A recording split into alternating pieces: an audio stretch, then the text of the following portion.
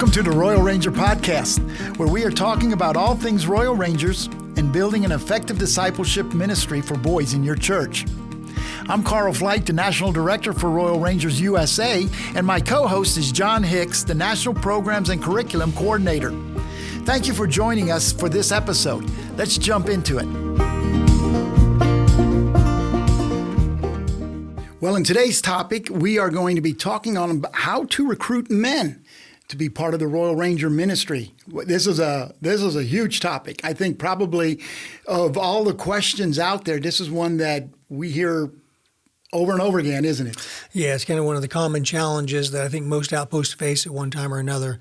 Because men generally are not as likely to get involved in children's ministries or youth ministries as much as ladies sometimes are. Right. The ladies kind of naturally have that, that mom instinct, and they want to be involved with the kids and what's going on there. But men are a little bit different. And That's true. We're going to kind of talk about what are some of the things we can do to help men, to encourage men to be involved in the process. Yeah, and it's critical. We have to have men because that's where the mentoring process happens. Yeah. Over and over again. Just not too long ago, I was hearing that again. In fact, I had a conversation. I've been doing Wednesday night the boys ministry at our church, and we have this little boy who comes and I won't use names, obviously, just to try to do that. But there's a single mom who's got, and he's just a little tyke. He's only like 2.5 years old. But boy, as soon as he gets out of preschool, he heads right over to where the big boys are. Of course, big boys in our context are, between 8 and 12, but to him, they're big boys. Right. But he comes running over there, and it just, he thrives in that room. He loves to be around the older guy. And it's just, and no matter what age, boys, manhood is bestowed from a man onto a boy. Yeah.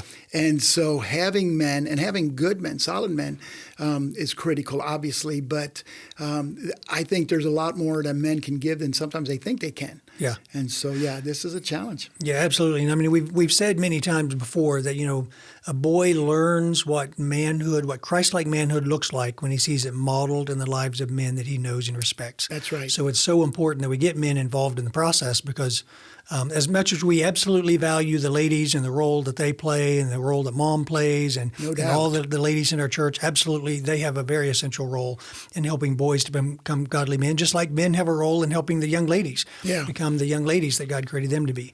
There is something special, though, about getting boys connected with men. And there's some things that it's just like there's a certain aspect of manhood that a boy will never really understand and experience unless he experiences from a man. That's right. He's got to connect with men, whether that be his dad or other individuals, other men. And obviously dad is the most important person in a boy's life. Absolutely. And he's the number one person that boys should learn that from. But sad to say, there are many boys in our churches and our communities that where dad is not really in the picture. Dad's not really an option. Yeah. So that's one of the great things that Rangers has always been, is we can provide that community of men, particularly for those boys who don't have it at all at home, or even the boys who come from a Christian home and have a good godly man at home.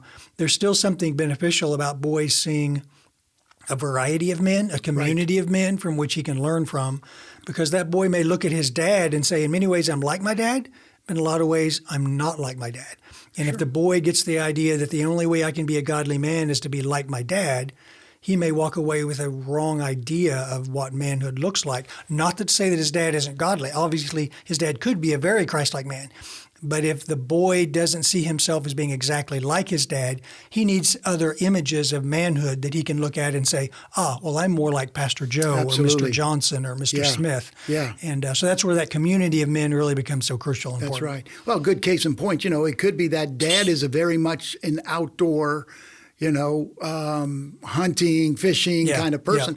And the son may not have those same desires. He may very be athletic. more, to that point, it is important for that boy to see other examples in other men. And so that's, again, why it's so important that we have such a wide variety of men. Mm-hmm. And every man has something that he can give, something. And sometimes boys just need men to spend time. Yeah. Just like you said, to hang out in the company of men and be there. And man, I remember, being when I was younger, how critical that was. And I even see it now when we invite boys to hang out in the company of men. It's just such an important thing for boys. They really, really thrive off of that. So. Yeah.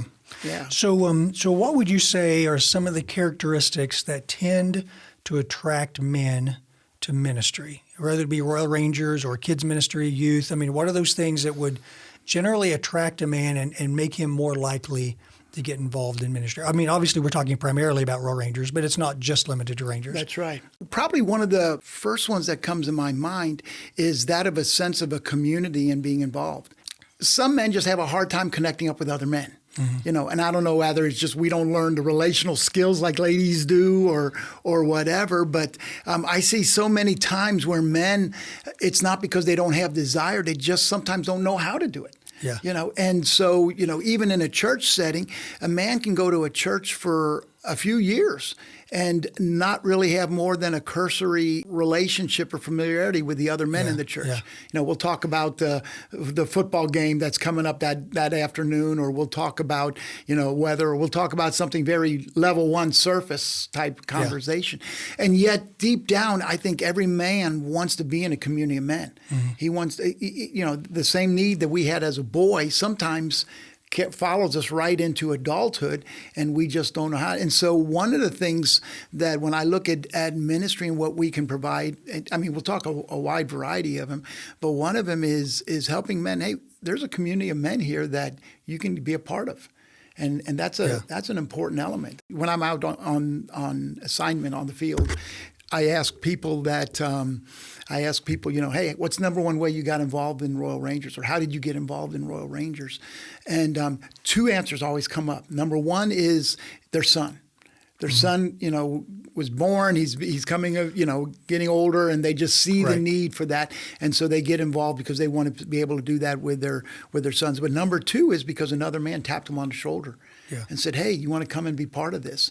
And they started moving into that friendship and into that relationship, and they found a place where they can belong, and that's huge for men. Yeah, and that's important because, I mean, you said a lot of men get involved because their boy is in it, and absolutely, I mean, that was true with me. My dad was a Ranger leader, and I was in Rangers with my boys too. But I've also seen there are men who get involved who don't have any boys. It's almost like, that's their place of connecting because they go home and their house is full of girls. Right. And they love the girls, and that's a wonderful place, but they also kind of need that place to connect with men. So I've known a number of men who get involved in Rangers because that was kind of their place to connect. It was a different environment from what they typically get to experience at home. Yeah, the interaction in a group of men is quite different than the interaction with a group of ladies, And for a guy, that's absolutely, so it helps them to feel like they belong. And that goes right against our culture. Our culture sometimes pushes men towards that. Hey, you got to be strong. You got to be able to do it on your own. Yeah. And yet the reality, Jesus taught us that we all need each other. Yeah. Ecclesiastes, woe to the man who's by himself, who's there to pick him up when he falls down or whatever, because we all go through those times. And having a group of men, having some friends, some we used to, in Indiana, we called them battle buddies. We said everybody needs to have 2 or 3 other guys in their lives that they can be really real with. And so that's a huge piece for them, because someone that that you can go to and you can be open about life, you can be open about challenges, someone who's going to walk through life. Listen, another man will speak into my life in a way that my wife never would. Just because, number one, she probably doesn't understand how I think, and but number two, just because there's something different about a man talking to a man than a woman talking to a man. Yeah. And so that's critical.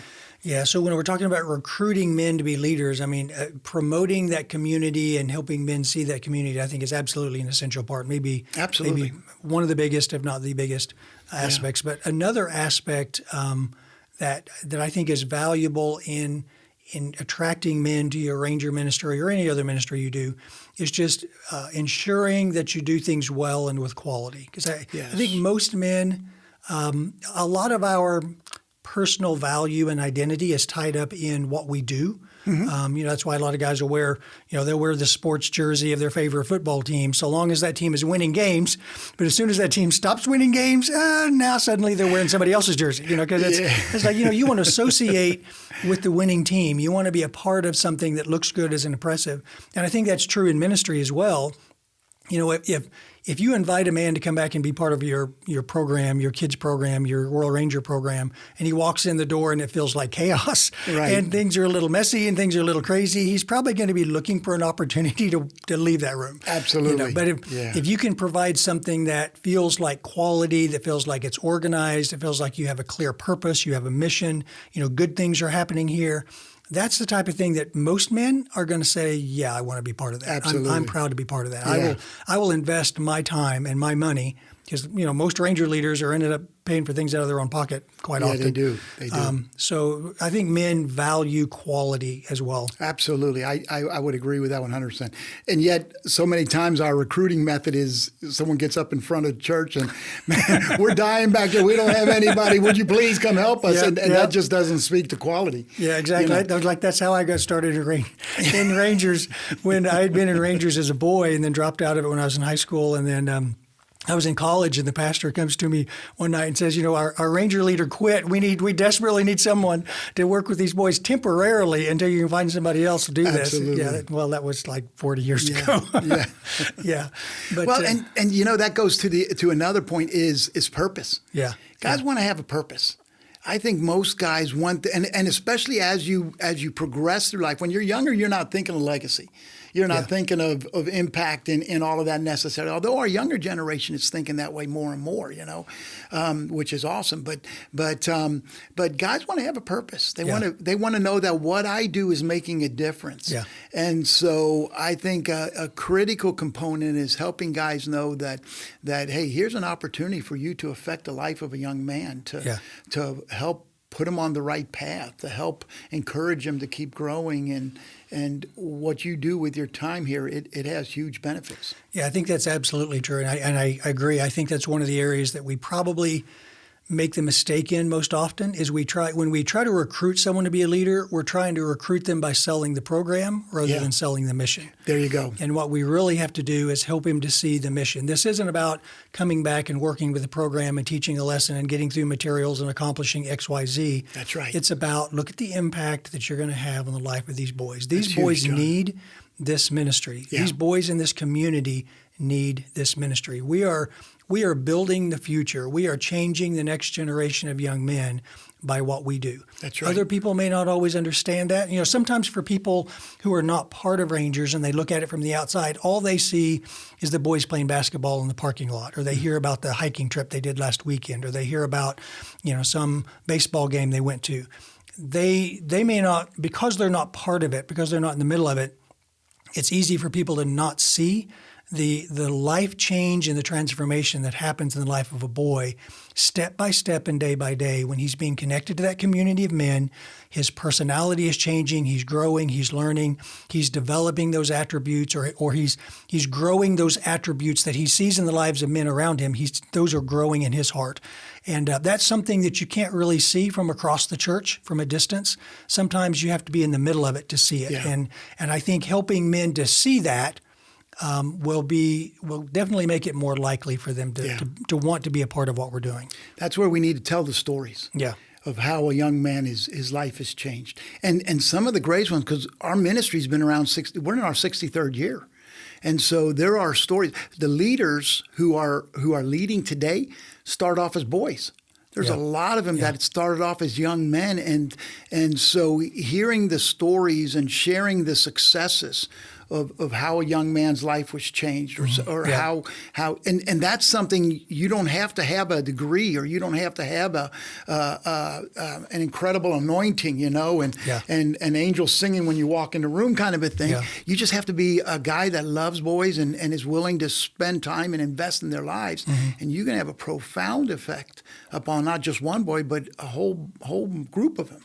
Yeah, and that's huge. Yeah, and I think that's one of the reasons why a lot of times when you see a community of Ranger leaders, Rangers in particular, you see a lot of guys who have been there for many, many years. Yes. And I think the reason why we have such longevity with many Ranger leaders is because that process of helping to see a boy grow and learn and mature, that takes time. It does. That's not something that just happens overnight. That's right. So if you can get him to stick around long enough to see that transformation take place in the life of a boy, then he's hooked. Yeah. Because once he begins to see that boy graduate high school that he remembers when he was in third grade and the wild, crazy kid that wouldn't sit in his chair and he had all kinds of problems with. But he's worked with that boy for year after year after year. And now he sees that kid walk across the stage getting his diploma. And it's like, wow, he's an amazing young man now. Yeah. That's the thing that will cause that man to say, I will never leave this ministry. That's right. I believe in what we're doing because I have seen so many boys whose lives have been changed by this. And I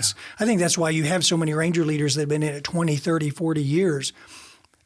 Because it's like you're either going to, if you don't stick around long enough to see that transformation take place, it's easy to find another reason to drop out. Sure. But if you can get them to stick around until they see that life change take place, that's when they're hooked. That's when they want to stick with it. If I can back up and a point that you had said earlier, and I think it's good for us just as we're talking about recruiting men to bring back again, the focus is always on the boy. Yeah. Not the program. The program is simply a means to an end. And sometimes we get those backwards. We love the ministry because it helps us to affect the call that God has put on our lives, and it helps us to affect the change in their hearts. And it's easy sometimes for that, because it's through that ministry that it happens, that all of a sudden that ministry seems to become really important. Yeah. But the ministry is a means to the end, which is the life change of a boy, and it's always about the boy. Yeah. And so, I think that's a huge piece when we're talking to men about helping them understand you have the opportunity here to make a difference. So many of our guys sit in church and they hear the message of pastor. That God has a plan and a purpose for your life. He created you for a reason. But the average guy in our church, our delay guy, whether he's an attorney or a mechanic or a plumber, whatever his role is, it's hard. How do I turn that theology, I always say, into our biology? Yeah. How do I take the spiritual concepts, and how do I apply them into my 9 to 5? Mm-hmm. And that's all. Tough thing for a guy to figure out I'm crunching numbers if I'm an accountant, and how do I accomplish God's purpose in that? But through Ranger ministry, they get to live out their life and their experiences, and they get to see how what they do has an eternal effect and builds the kingdom of God. That's massive. Yeah, absolutely. That is true. And because, like you said, many men will hear, they catch the desire, the vision. They want to be involved in ministry. They want to give. They want to serve. But yet they feel like, well, I don't really feel like I'm the guy to be a pastor. I don't feel called to be a pastor. I'm not really a Sunday school teacher. I'm not really a youth pastor or children's pastor, or, so they're kind of thinking, what is my role in ministry? If I'm not the guy on the stage preaching the sermon, what is my role, and how do I use the giftings that God has given me to fulfill the mission that God has for me? Yeah. And I think for a lot of guys, they're not sure what that is, and that's why they end up sitting in the pew and not really filling a role. Whereas in Rangers, one of the things that's kind of unique about Rangers is we use a lot of what we call skill merits, a lot of activities. So not only are we teaching boys Bible studies and having, teaching them, having discipleship process with them, but we're also teaching them about how to build a campfire, or how to fix a leaky faucet, or how to do electrical things, or how to set up a tent, or how to build a rope bridge, or how to we're going to go rock climbing, or we have to do a variety of different activities. And for many men, those are skills those men can relate to. So they can say, okay, hey, I can teach a boy how to lay brick. I can teach a boy how to plumb a house. I can teach a boy how to fix a car. Well, we have skill merits for those type of things. So now it gives that man, we're utilizing the knowledge and skill that those men already have, and they're able to do it within the context of ministry. Now, you may say, well, how does teaching a boy how to fix a car, how does that have to do with growing godly men? Well, it's not the fixing the car, the teaching him how to be a godly man.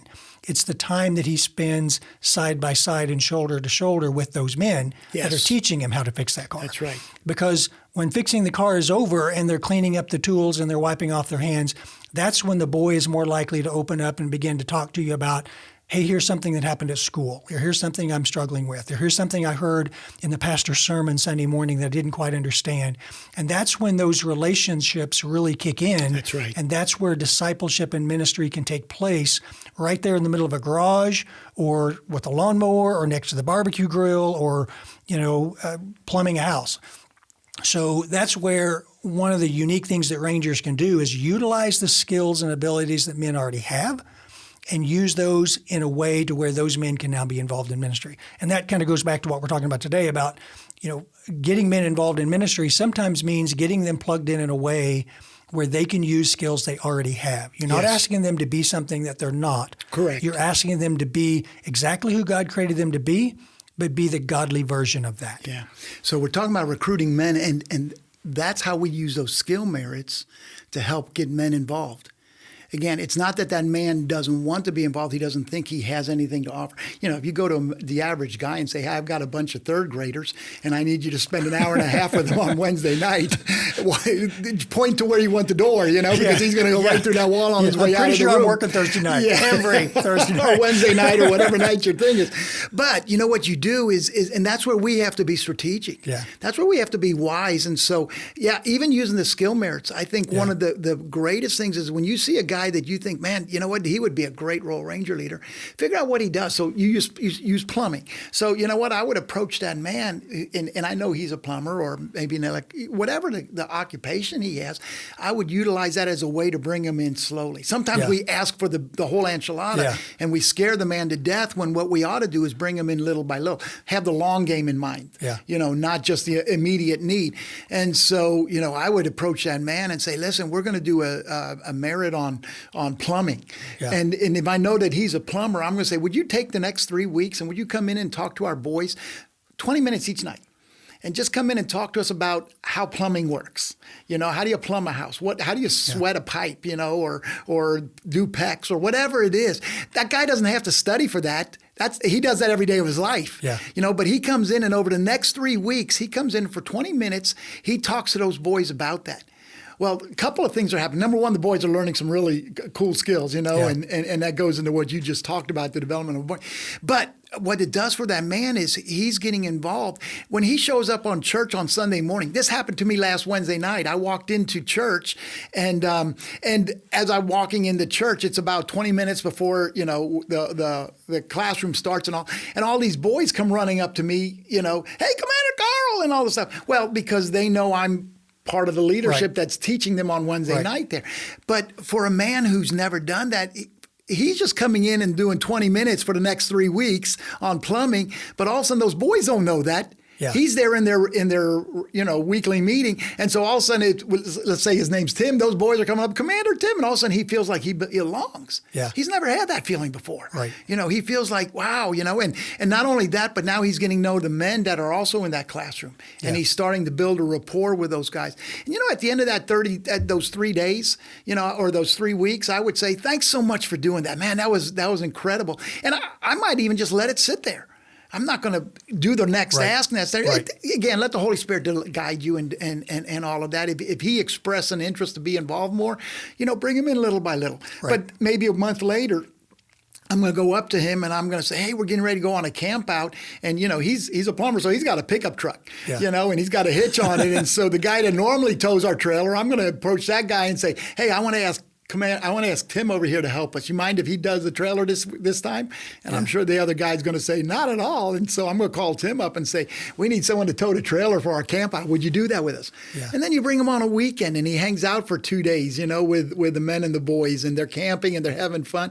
What are you doing? You're building those relational bridges. Yeah. And now all of a sudden he's belonging where for years he's been attending the church and he's never built that rapport. We have to be strategic in our asks, and we have to bring them in slowly, and I think that's a big piece of that. Absolutely. And one other real good benefit of doing that, or bringing a guy in kind of on a staged basis, we're not asking him to come in and take over the class of third graders, like you were saying. Right. Often we go to them and say, we want you to take this class from now till Jesus comes, or at least that's the way it feels like. This is like a perpetual commitment, and most guys are going to, they're going to shy away from that. Yeah. But if you bring him in on a staged basis, you're like you said, bring him in for a few weeks while they teach plumbing or whatever it is that they're skilled at. Another benefit to that is it also gives you the opportunity to get to know that man a little better. Absolutely. And really get a better feel for whether or not he's the right guy to be working with the boys on a regular basis. Because there's a lot of men that have great value and assets in being able to come in and contribute on a part-time basis with a group that may not necessarily be the right guy to be with the boy all the time. Yeah. Maybe they don't have the right temperament. Maybe they're not as patient as you would hope they'd be, or maybe they just can't because of their job or whatever. They can't be there every Wednesday night.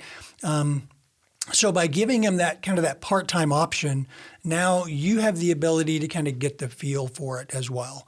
And it also gives them the ability to kind of get the feel for the group and allow the Holy Spirit to work on their heart and kind of make that decision as to whether or not, is this my area of ministry? Because maybe you have them work with the third graders and they feel like, well, this isn't quite right for me. But then a couple months later, you move them up to the high school boys, and they just flourish because they love the high school boys. Now they're connected. Right. Now, I can teach plumbing to high school boys much more effectively than I can to third graders. Yeah. But there could be another leader that loves doing puppets, and he works much better for the third graders than high school boys. So you just got to find the right niche for them, and by bringing them in on that kind of that part-time basis, it gives you a lot more flexibility on identifying their skills and giftings, finding the right place for them to get plugged in, and also helping them to find what their passions are. And don't you feel that's an important piece is right up front when you're talking to them? Yeah. If you're doing the ask, let them know, say, hey, let's try this for 2 or 3 weeks. Let's see how this is, and then give them the permission that if you don't feel this is right for you, tell me, please. When I was pastoring, we used to always, when we would bring people in and try to find places, we'd let them know that if you don't feel this is right, I don't want you in that spot either because it's not good for you. It's not good for the people you're ministering to. Absolutely. And so, give them that permission to say, you know what? This isn't exactly what I want to do. Right. And then let's explore and let's figure out and find a place where you can be effective. Yeah. Because there again, it goes back to, I think most men, if you'll bring them in and help them understand that. And that's another big piece of what we do is we train. Yeah. I mean, in Rangers, I think we have more training than probably anyone outside of the pastor, because, we will treat you, we will train you, we will help you. And even with that, kind of bring them along on that. And that's another important thing to communicate to men too when you're trying to recruit someone is to let them know we're not going to throw you in there in a sink or swim concept. Situation. We're going to train you. We're going to equip you. We've got the curriculum. We've got the materials that you need. So there's a lot of support that can take place on the district level and on the national level that can really do a big job in helping them to come together. Hey, let's not forget one more point that everybody wants to have.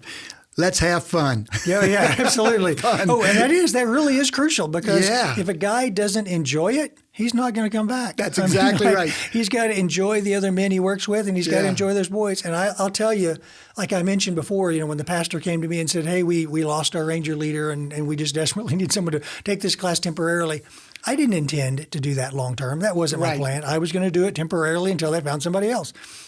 And I went downstairs. We were doing Rangers in the basement, and they put me in with a class of little boys. They were buckaroos at the time. That's what we called the younger boys. Sure. Now we call them Ranger kids, but they were called buckaroos back then. You're dating yourself. I know. But I probably had 10 or 12 of these little guys, 7 and 8 year old guys, and they were full of energy. They were wild. They were crazy. They were goofy, bouncing off the walls. And, it was chaotic for a while, but I just fell in love with those little guys, and I enjoyed working with them so much.